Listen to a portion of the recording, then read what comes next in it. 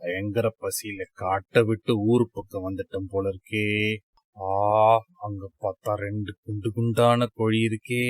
ஒரு கோழி கிடைச்சாலும் 2 நாள் வச்சு தின்னலாமே. இந்த வீட்டுல வளர்க்குற நாய் ஒண்ணு படுத்திருக்கே. கொஞ்சம் ரிஸ்கான வேலைதான். நாய்க்கு தெரியாம போகவும் முடியாது. என்ன பண்ணலாம்?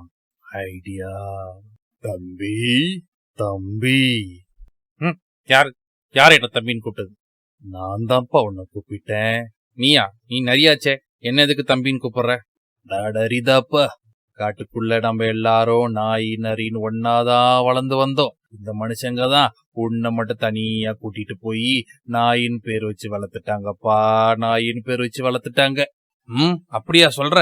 ஆபாப்பா, உன் கழுத்துல பாரு ஒரு பெல்ட் இருக்குபே. என் கழுத்துல பெல்ட் இருக்கா? பெல்ட் இருக்குன்னா நீ மனுஷங்க கிட்ட அடிமையா வேலை செய்யறன்னு அர்த்தம்ப்பா. இது கூட உனக்கு தெரியலையா?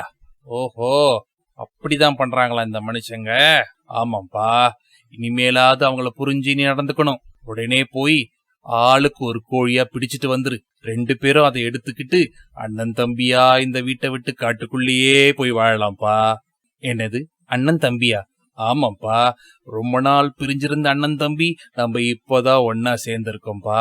அண்ணா தம்பி, அண்ணா தம்பி, அண்ணா தம்பி. அண்ணா சொல்லு தம்பி. நம்ம 2 பேரும் அண்ணன் தம்பியா மாறினத இந்த உலகத்துக்கே அறிவிக்கணும்னு நினைக்கிறேன் அண்ணா. எப்படி தம்பி? இதோ சொல்றேன் அண்ணா.